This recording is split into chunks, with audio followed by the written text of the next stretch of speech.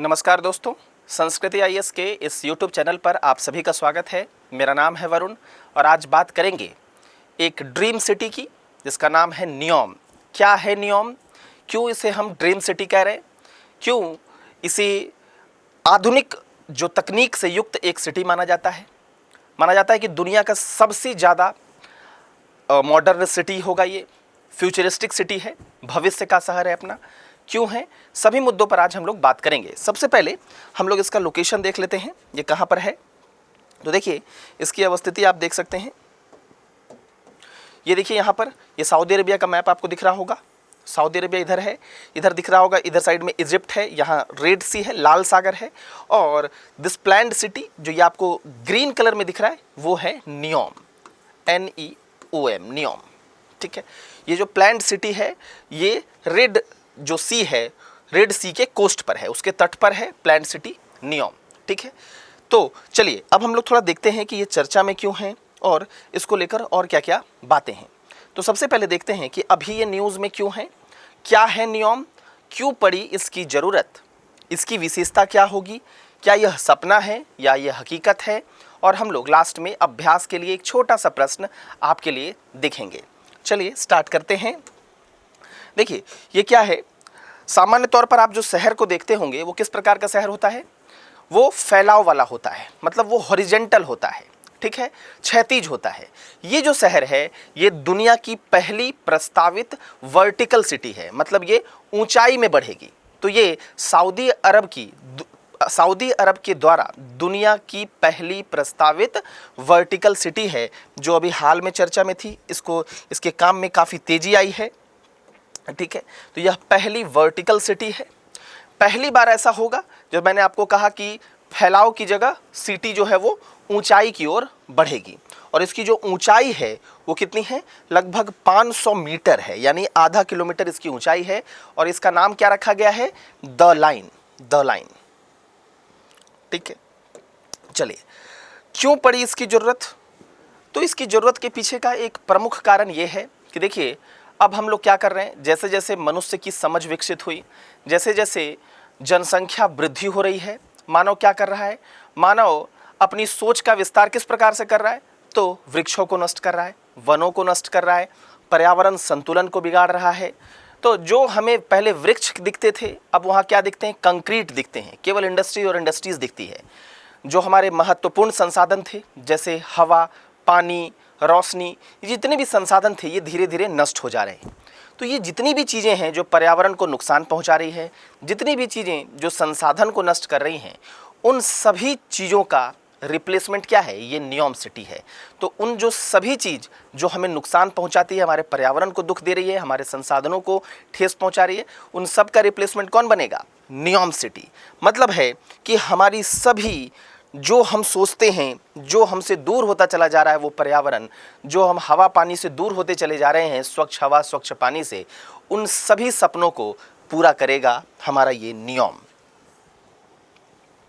तो हमारी सारी परेशानियों का हल कौन होगा, नियोम। ठीक है, तो क्या है नियोम, तो सऊदी अरब के वीरान रेगिस्तान से जब आप इसको देखेंगे, मतलब वीरान रेगिस्तान में अंतरिक्ष से जब आप देखेंगे तो आपको लगेगा कि एक जादूगर के डंडा, जो जादुई डंडा होता है, ठीक उसी प्रकार ये आपको दिखेगा। कहने का मतलब है कि सऊदी अरब में आपको पता है रेगिस्तान वाला इलाका है, तो इस इलाके को जब आप अंतरिक्ष से देख रहे होंगे तो आपको जादूगर का ये जादुई डंडा की भांति दिखेगा, काफ़ी आकर्षक दिखेगा। विशेषता में हम लोग और इसके बारे में पढ़ेंगे। नियोम का अर्थ क्या होता है, इसका अर्थ होता है न्यू फ्यूचर, यानी नया भविष्य। नियोम के बारे में जैसा मैंने आपको बताया कि नियोम एक वर्टिकल सिटी है, तो इसकी संकल्पना कैसे आई।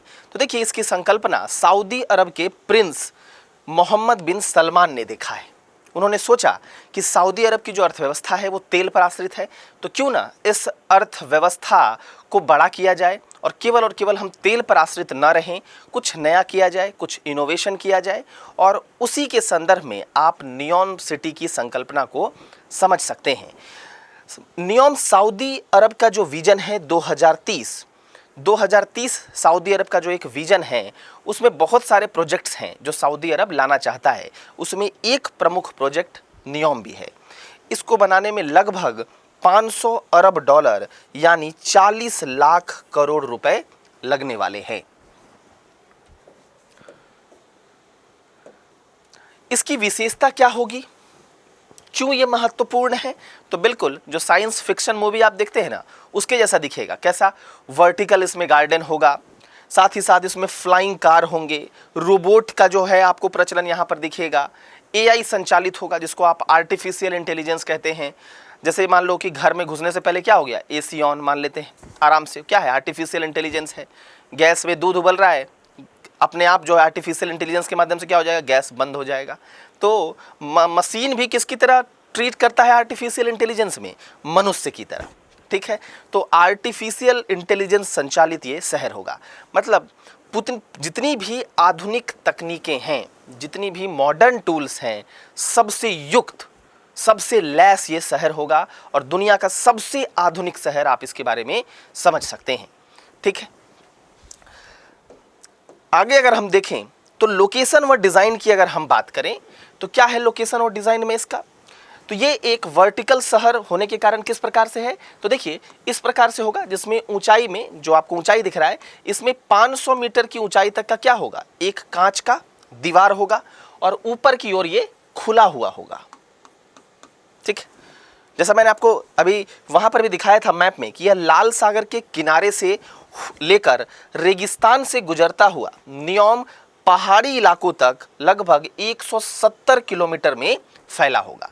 तो 170 किलोमीटर में इसका फैलाव होगा, लेकिन इसकी चौड़ाई महज 200 मीटर होगी। मैंने आपको बताया भी कि ये फैलाव में ज़्यादा नहीं है, ये ऊंचाई में ज़्यादा है। तो फैलाव जो है, चौड़ाई जो है इसकी, वो मात्र 200 मीटर है। ठीक है, यह लोकेशन इसलिए भी महत्वपूर्ण है क्योंकि यहाँ पर जो स्वेज नहर है उससे लगभग विश्व व्यापार का 13% हिस्सा इसी स्वेज नहर से गुजरता है। तो व्यापारिक दृष्टिकोण से भी यह लोकेशन काफी इंपॉर्टेंट है। ठीक है, जरूरत की जितनी भी चीज होंगी सब सोचिए आप लगभग 5 मिनट की ही दूरी पर होंगी। पानी, जो पीने वाला पानी है, उसके लिए भी एक उन्नत तकनीक है। किस प्रकार से? समुद्र के पानी को कांच के टैंक में जमा कर सौर ऊर्जा से उसका वाष्प बनाया जाएगा और फिर उसे पीने के पानी की भांति इस्तेमाल किया जाएगा। तो काफ़ी आप समझ सकते हैं कि काफ़ी उन्नत तकनीक, काफ़ी उन्नत सोच है ये। अगर हम रिन्यूएबल एनर्जी की बात करें तो 100% ये जो शहर है ये 100% रिन्यूएबल एनर्जी से चलेगा। इसका अपना जो है एक टैक्स सिस्टम होगा, इसका अपना गवर्नेंस होगा, ऐसा सऊदी अरब सरकार का कहना है। यहाँ पर वो दुनिया भर से जितने भी एक्सपर्ट लोग होंगे वो यहाँ पर आएंगे और इस शहर के प्रशासन में भूमिका निभाएंगे। यहाँ पर एजुकेशनल सेंटर खोले जाएंगे। यहाँ पर जो गाड़ी है ना वो रोड पर नहीं चलेगी, रोड पर तो आप केवल पैदल चलेंगे। गाड़ियाँ कैसी होंगी? अंडरग्राउंड होंगी। और किस प्रकार से होंगी? बिल्कुल प्रदूषण रहित, मतलब भी पूरा ये ग्रीन सिटी होगा। तो लगभग 90 लाख लोगों को रखने की इसकी क्षमता होगी और सबको हर सुविधा जैसे प्रदूषण मुक्त जीवन, अच्छा स्वास्थ्य, बेहतर जिंदगी और लंबा जीवन मिल सकेगा। जहाँ तक यातायात की बात है, निजी वाहन की अनुमति नहीं होगी, मैंने आपको बताया। पब्लिक ट्रांसपोर्ट होगा और वो भी कैसा होगा? अंडरग्राउंड होगा। आपको रोड पर कोई भी गाड़ी दिखेगा नहीं, केवल आप पैदल चल सकेंगे। इस शहर में एक छोर से दूसरे छोर तक जाने में महज 20 मिनट का समय लगेगा। ये देखिए काफ़ी ट्रोजेना द माउंटेन्स ऑफ नियोम। ठीक है, तो ट्रोजेना खोज जो है बहुत अद्भुत एक अनोखा चीज़ है। यहाँ प्राकृतिक सुंदरता, प्रेरक कला और जीवंत संस्कृति का सम्मिश्रण होगा। ठीक है, तो माउंटेनियस फॉर्म होगा, पर्वतीय फॉर्म है ये। यहाँ यह पर्वतीय जीवन के भविष्य की एक झलक है। तो ये भी काफ़ी आपको आकर्षक दिखेगा।